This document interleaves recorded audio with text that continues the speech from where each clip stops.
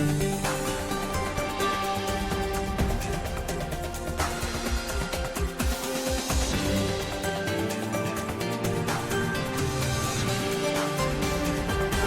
today's World Insight, China-US joint action against climate change, the icebreaker in Chile relations, author and columnist Thomas Friedman with his 2 cents where ties are headed. Good ideas don't just win, or bad ideas don't just win. It depends on power, okay? Ideas need power to spread. And crucial advice from the president of the International Committee of the Red Cross on how to fix a crisis when there seems to be no way out. 10% of what we are doing is related to COVID, but a lot of other problems persist. When the sea is calm, anyone can steer the helm.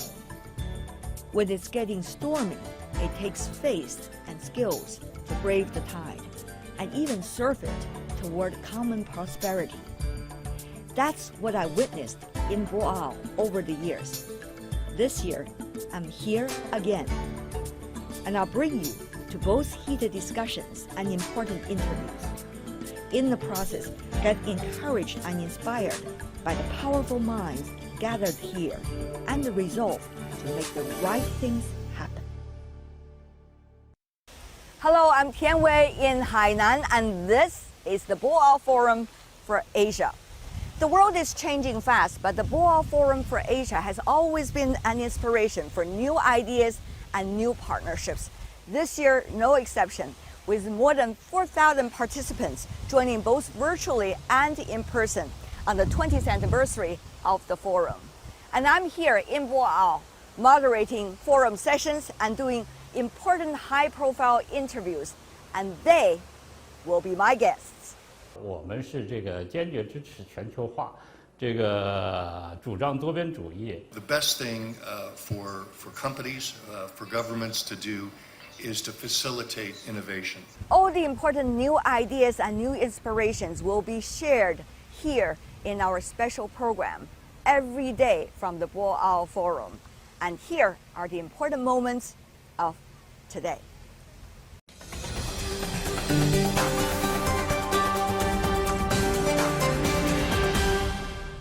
China and the United States issued a joint statement on the climate crisis over the weekend.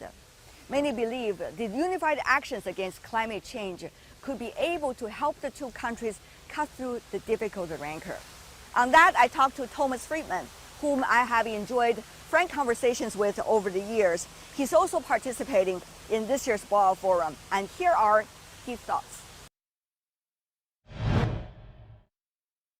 I actually saw Secretary Kerry before he departed for China. Right. China still is highly dependent on coal, so China also does a lot with wind and solar and hydro and many other things, but it's still using a lot of coal. Mm-hmm. I think the concern of Kerry is this, that he wants America to increase our commitments, okay?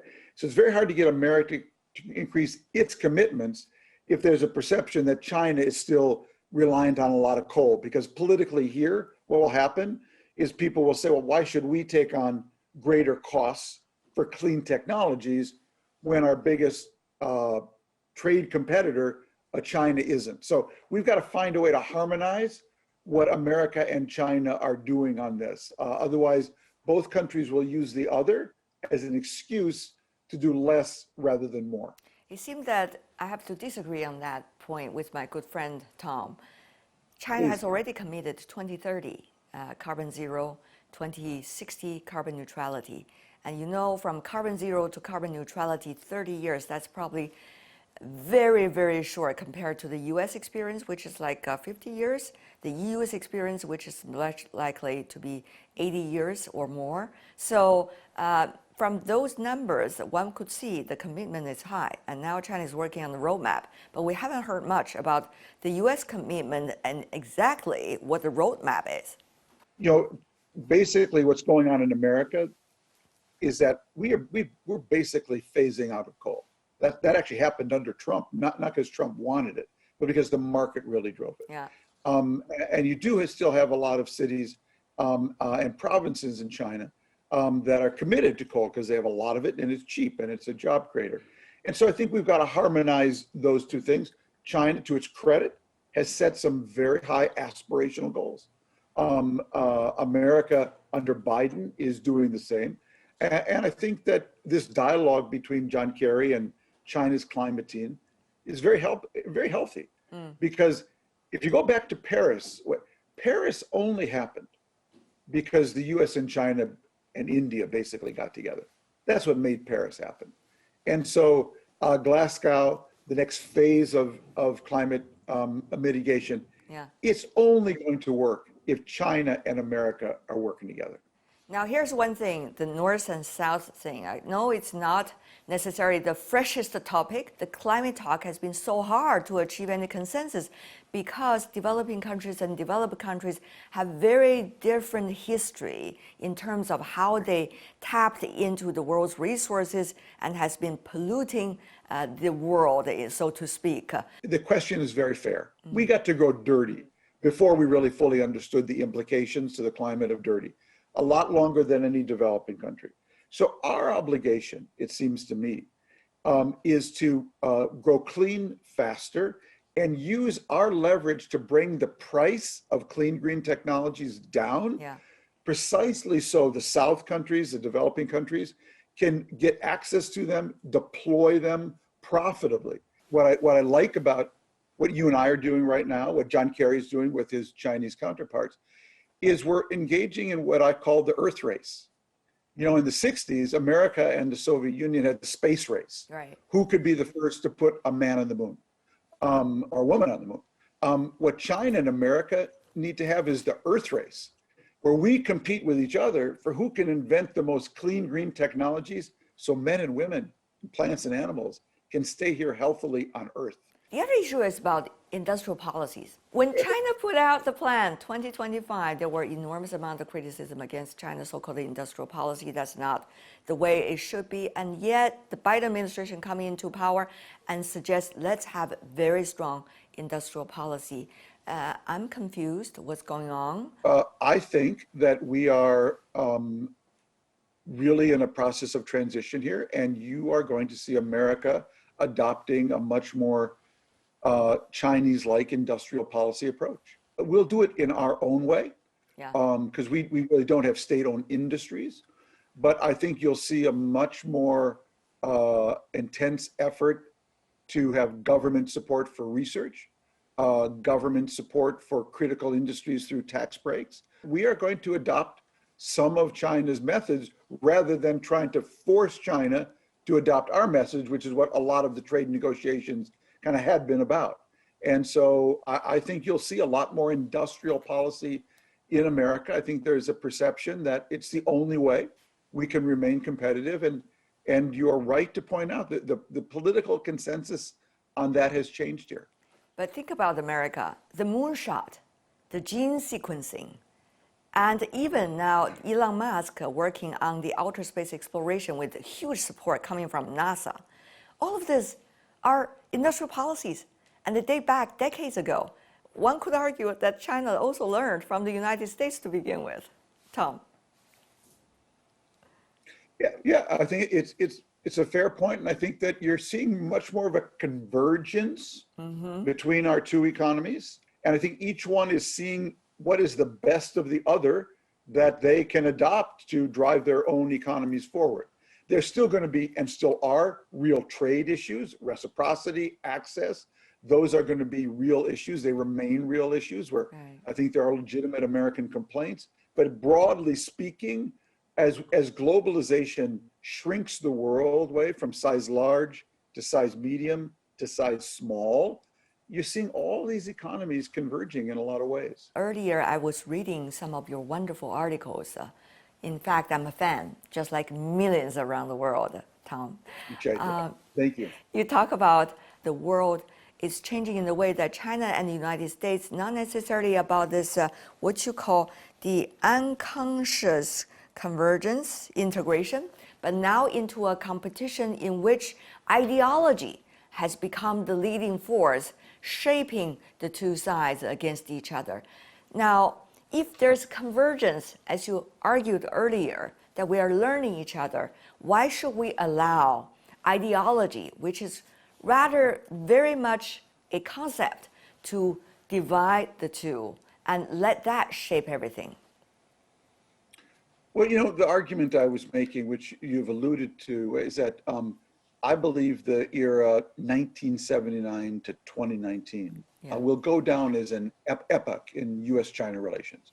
And it's the epoch I call of unconscious integration, where if I wanted to have a supply chain that started in Tianjin, if I wanted to have a factory in China, if I wanted my daughters to study at Fudan University, I could do all of that kind of unconsciously. I didn't have to really think about it.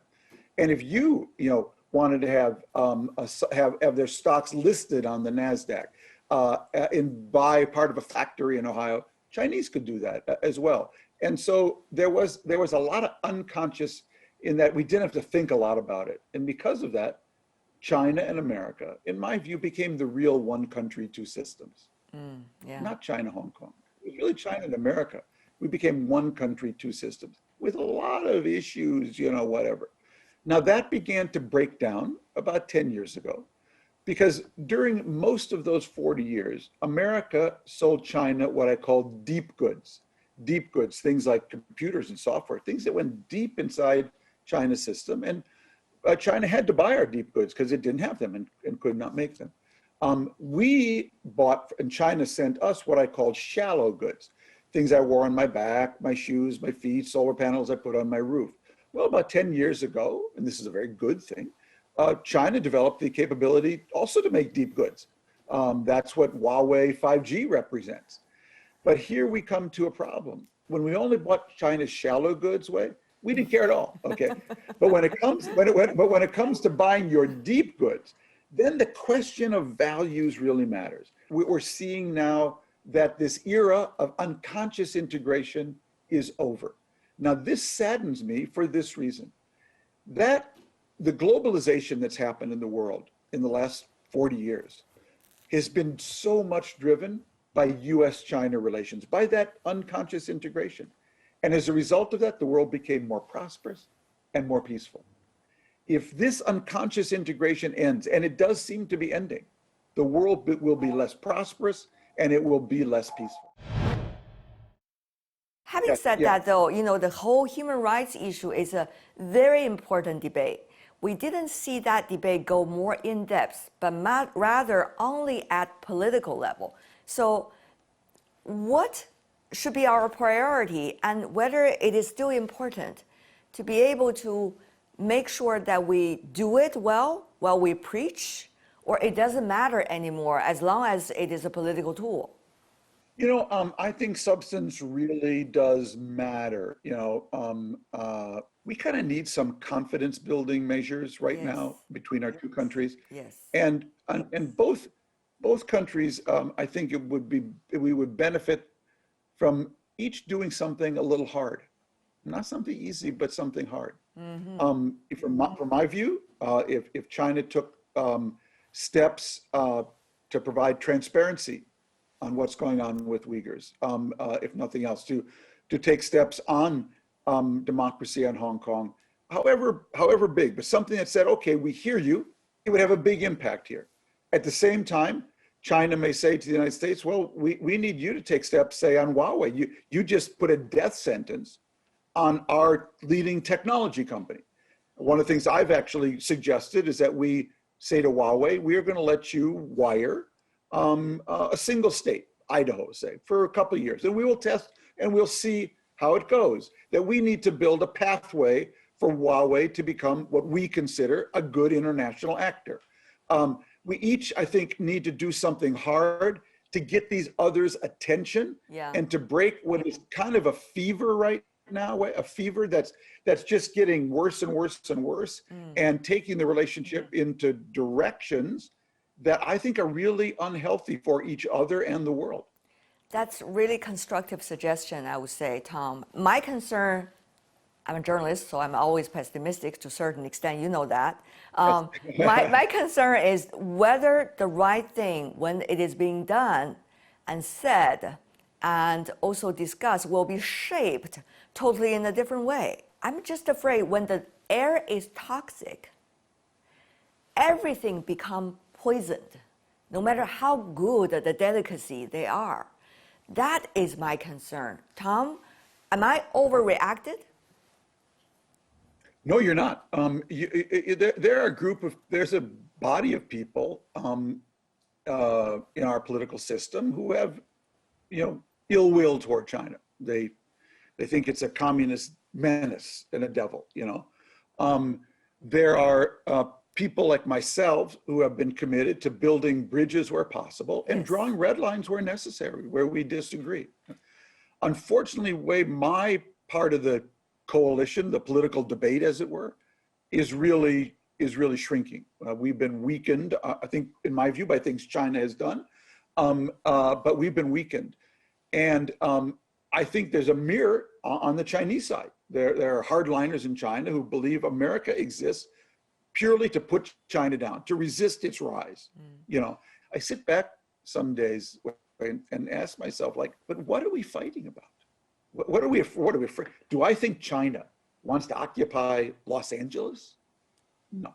I mean, really, does anyone in China think America wants to occupy Shanghai? I mean, it's not like the Nazis in Europe. I mean, what we've really got here are a legacy power and a rising power, and they're in this sort of competition to figure out how to actually coexist with each other. Right. From an American point of view, see, we've had enemies, that we've, like the Soviet Union, we had a Cold War with, but they were never our economic peer. China's our economic peer. One day it may be our equal. One day it may be our superior, for all I know. You know what I mean? And we're wrestling with that whole issue, as is China. The only thing I can say is what you and I are doing is healthy. What I am missing, and what is not the only solution, but what's to be part of the solution, is what you and I are doing when I could go to the Boa Forum and talk, and people could ask me hard questions, and I could answer them as best I could. And what's making the situation worse is we're not just in antagonism, but we're disconnecting. So that's why anytime I'm invited on to something like this, especially by a friend like you, I take advantage of it. Right. I speak my mind. I speak as frankly as I can. And but we talk really respectfully appreciate to that. one another. Having said that, though, Tom, And go ahead. Go ahead. No, I say I have many critics in America. I know. That's what I want to ask you. You love China. No, look, I'm simply looking out for my kids. What is going to be the healthiest world for my girls to grow up in? Is it a world where China and America are in antagonism? Is it a world where China and America are building bridges where possible? I respect you for that. It takes a lot of courage, enormous amount of courage, in fact. Yeah. The other thing is, there are people saying things about China in the United States, I would assume, but I'm trying to figure out why people are trying to do it, exaggerate even sometimes about what China is like. One country needs a kind of momentum to move forward. That's true for China. That's especially true for America right now. But is it fair to use China to fear Americans out of their complacency? It's a very good question, because I'm guilty of that. I often use China, not in any kind of racist way, but I will say to Americans the following. When I am in China, it takes me 4 hours and 11 minutes to take the bullet train from Shanghai to Beijing. Yeah. When I'm in America, it takes me 19 hours and 21 minutes to take our bullet train from New York to Chicago, and it's shorter. And where I use China as a threat, not that China's going to come over here and take your, city over or whatever and impose Chinese communism. What I'm trying to tell Americans is that we have become, in many ways, fat, dumb, and lazy. And that we are now living in a globalized world where the difference between the energy and aspirations of a country like China and energy and aspirations of America will really start to matter. There's a reason, we were talking before the show started. Why am I writing about America? I'm not worried about China. I'm not thinking about China. I'm thinking right now about my own country.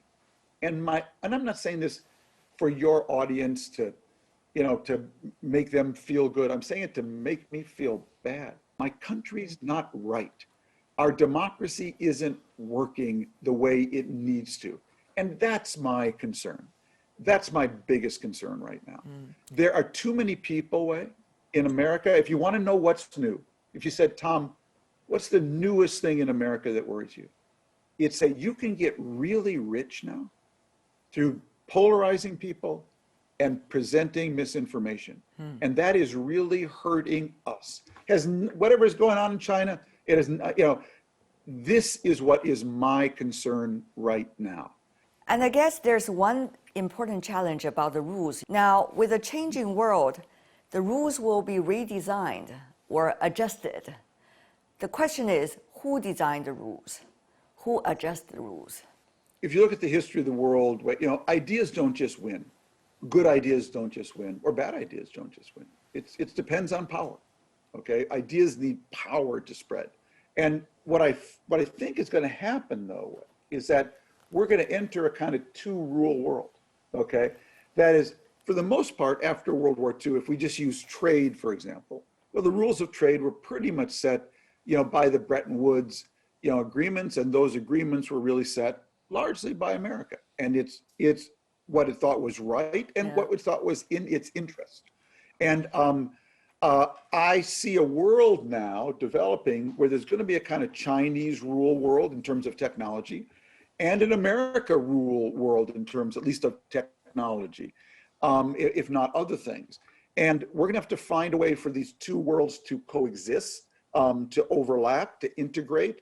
But there's no question that America is not going to submit to China's rules on things. China is powerful enough not to submit to America's rules on things. And therefore, most likely, we're going to go to a world defined by a kind of Chinese rule space and an American rule space.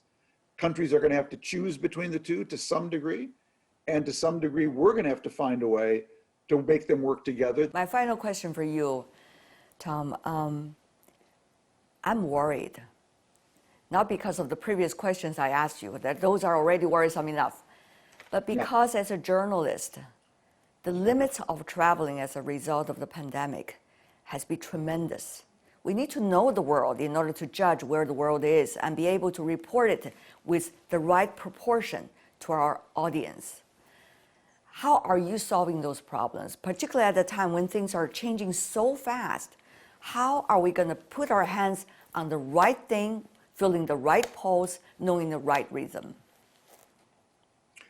Well, Wei, you just hit on such an important point. I always had a motto as a journalist: if you don't go, you don't know. You and I are old friends, so we can have a conversation, and it's almost like we saw each other yesterday. So we can pick up where we left off. But it's not like being able to sit down, we have an interview, and then I get to walk the streets of Beijing and Shanghai. People stop me, they say things to me, I learn things. So I really, really miss that. Look, we have real differences. We really disagree fundamentally on issues, and I've talked about them. But at the same time, there's just so much we're missing by way of nuance. And I can't wait for this pandemic to be over. I hope one of the first things that happens is that China lifts its restrictions on foreign journalists, that we lift our restrictions on Chinese journalists. We maybe start over a little bit, because no good way will come from us not having the reporting from each other's countries. And there are things that we will write in the New York Times that will really upset you. There are things you will write that will really upset us. But in between all of that, there'll be a lot more communication, a lot more contact, a lot more understanding. I want as many Chinese students in our universities as we can possibly fit. I mean, we had almost 350, 400,000. I'd like to double it. I'd like to double it, and I'd like all of them to stay and become workers and employees and inventors and innovators here and bring their energy. But we've got to find a way to get back to that. I know that's not going to be easy. I'm a kind of romantic for that previous era of greater integration. I think we're headed for a choppier period now. but we need to find a way to limit it. And that's my wish. Tom Friedman, as always, what a pleasure. Pleasure was all mine, Wei. Thank you so much. Thank you so much, Tom. That's my conversation with Thomas Friedman. Throughout the week, I'm here in Boa at the Forum for Asia, bringing you all the diverse and crucial voices. Coming up, crucial advice from the president of the International Committee of the Red Cross on how to fix a crisis when there seems to be no way out. Welcome back. I'm Tian Wei, and this is Boa Forum for Asia on World Insight. Participants at the forum know very well that we're fighting several wars all at the same time. The pandemic, the uncertain economic recoveries, the geopolitical complexities, and the dramatic societal changes. How to function at a time when you do not know what is the way out and there's no magic remedy. I asked that question to Peter Maurer, the president of the International Committee of the Red Cross, an international organization that handles crises on a daily basis. Mr. Maurer, what a pleasure to see you. It's been a while. Yes, thanks a lot for having me again in your TV. I look forward to our conversation. How much your work these days are actually having to do with the consequences of COVID-19? Well, it sounds a little bit paradoxical when I respond to you. While the international attention, all the media, all the discussions are about COVID, our daily reality at the ICRC is still very much informed by the continuation of so many conflicts in the world. You may have seen that I have just been recently in Syria, in the Sahel, in Mozambique. And in many of these contexts, COVID is not the top priority, neither of our concerns nor of the concern of populations. But I would lie when I say COVID has nothing to do with the work we are doing, because in many of the contexts in which we work, COVID has come on top as a complicating factor on an already very difficult situation of war, of violence, of climate change pressure on societies, on poverty and exclusion. And all these hyper-fragile contexts in which we operate now are also dominated by COVID, by policies in response of COVID.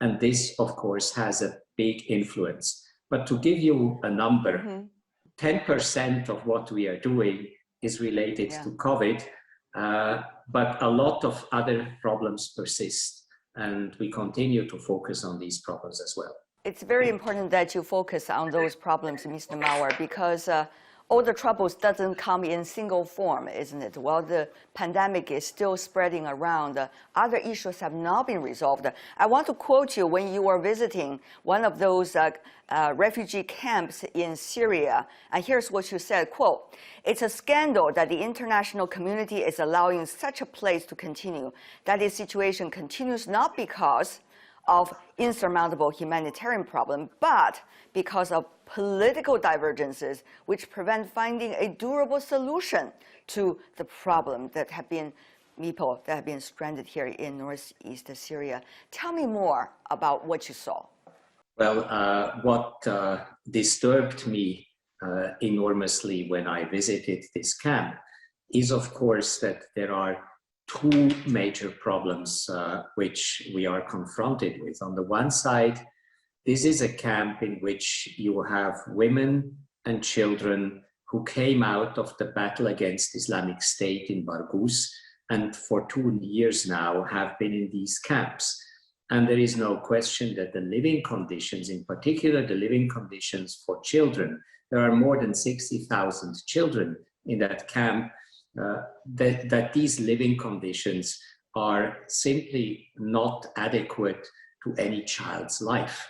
So we shouldn't allow that children for years spend their lives in miserable conditions, no water, no sufficient food, no health services, no schooling. This is an unacceptable situation, which I think the international community cannot accept to continue to persist.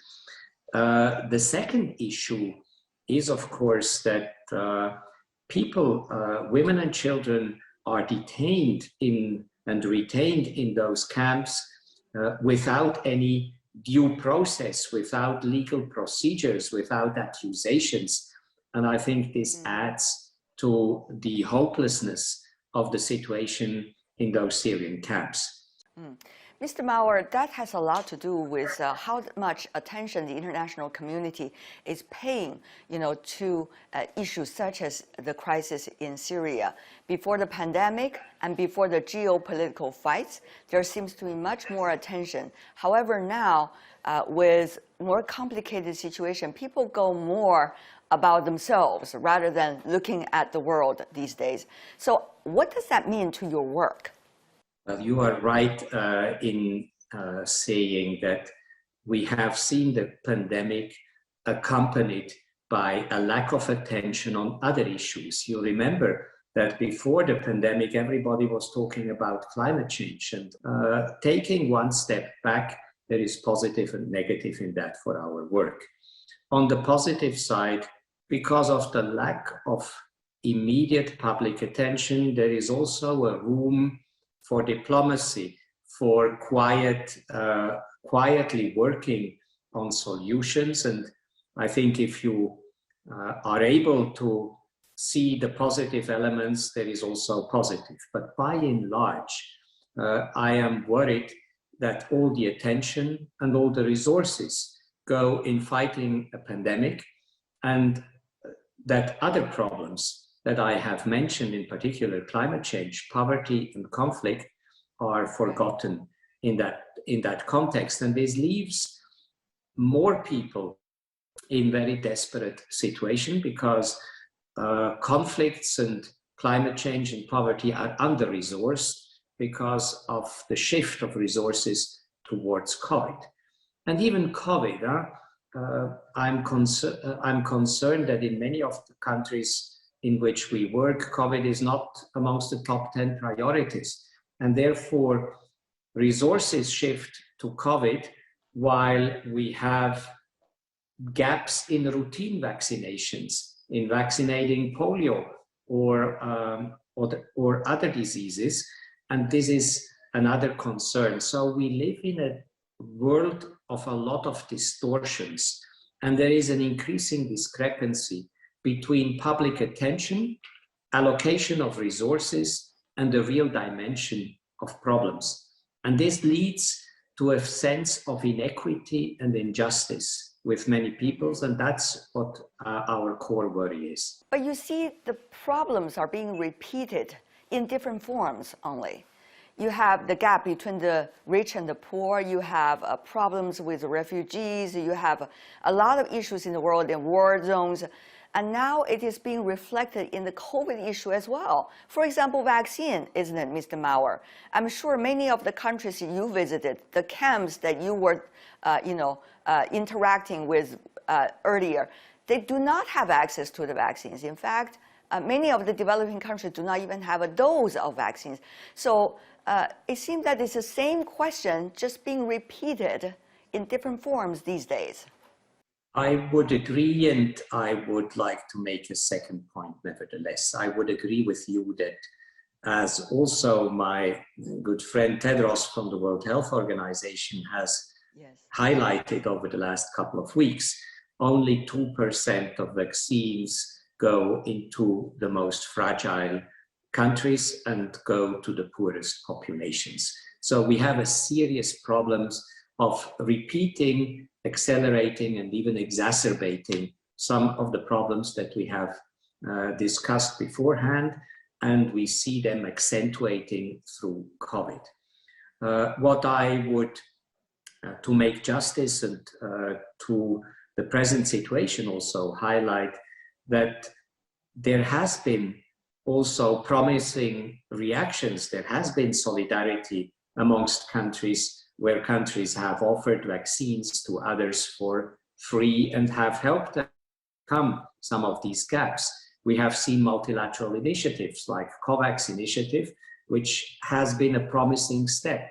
We have seen multi-stakeholder cooperation in developing vaccines. Let's not forget that this is the fastest production of vaccines ever in world history. We have never seen before so much international energy, countries, businesses, science, humanitarian organization, health organization coming together and looking at building a supply chain for vaccines. So there are positive elements in what is happening today, but I would agree with you that the overall, as you like to say as journalists, the top storyline is that we have an exacerbation and an accentuation of problems which have been before and which can flip over and spill over into the response on COVID. So Mr. Maurer, what do you think from your perspective? What can be done now? Well, I truly believe we have to look at the existing instruments available to the international community, and we have certainly to strengthen our cooperative frameworks. I give you an example. I think traditionally an organization like ICRC has worked in emergencies. But today we have long-term emergency, we have complex situations that we have described. And I think we have to recognize that no organization alone can address the dimensions of problems which we are encountering. And that is the reason why we are looking into much stronger partnerships. Partnerships, for instance, with the World Bank, with international development institutions to see how short-term emergency and long-term stabilization efforts can have bigger impact. We need also to generate more equitable and more energetic support by every country able to offer something. And as I alluded to before, we have to look into multi-stakeholder cooperations, because I think even one single state or the UN as a community of states cannot deal with those issues unless there are strong partnerships with the private sector, with the economic sector, with science and research. And if there is no trustful relationships in communities. So if we want to fix a multidimensional problem, we need new forms of cooperations, new forms of partnerships. And I think this is essential, because otherwise things will go out of control even more than they do today. Mr. Maurer, over the past 4 to 5 years, we have seen international hotspot issues being ignored by some major powers. The United States is one of those examples. And now, as a result of that, there are tremendous consequences. You earlier raised the issue of Syria, but for example, of Iran, there is also sanctions against Iran, even though that should not be the case, because there was JCPOA. You also see the DPRK, even though the question now is closed because of COVID, it's off the limits. What do you make of these hotspot issues? How do you think your role will be when it is more complicated, not just because of politics, but also because of pandemic? Well, I think we have been invented as an organization and a movement to deal with the most difficult issues. So we are here not to be discouraged, to try to find practical solution, to negotiate access when there is no access, to negotiate consensus when there is no consensus. So that's our daily bread and butter.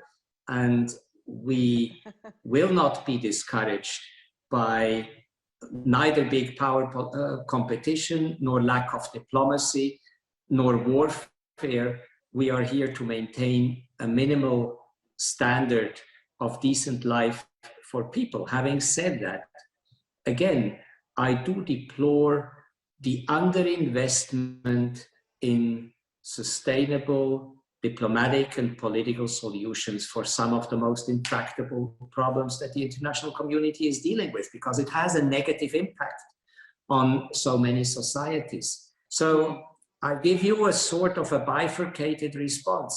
I advocate for more credible diplomacy, and at the same time, yes, we have been conceived as the safety net when diplomacy fails, and minimal services have to be maintained for people. And I think we will continue to navigate, on the one side advocating for better solutions, and on the other hand, trying to be there really counts. ICRC was established to deal with crisis. In fact, the fate of ICRC, in a way, is to figure out a way when there is no way. Now, what we are facing right now in our world, there's almost no way, no simple way to figure out a solution and a new system.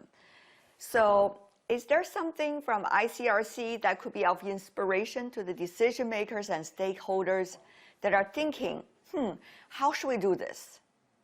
Well, I think 2 or 3 thoughts. One is an inspiration I take in China, because there is a famous Chinese word that every journey starts with the first step. And I think it is important to be pragmatic and to have first steps, and not only to design the bright future in 100 years. And ICRC has been a very pragmatic organization trying to do first steps all over. The second thing I wanted to offer as inspiration is really that instead of looking at systems which are difficult to reconcile, we should really find solution close to people. I think the principle of proximity is what counts. So many institutions in the world are operating from cities, from capitals, but they don't know how the population in the field, what the suffering is, what the problems are. We need solution designed to people and to actual lives of people.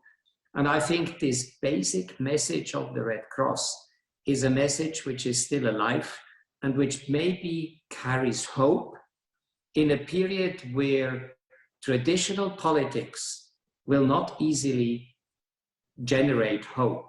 Let me just remind you, at the end of the day, it's about the key step to find solution to those intractable problems is creating trust.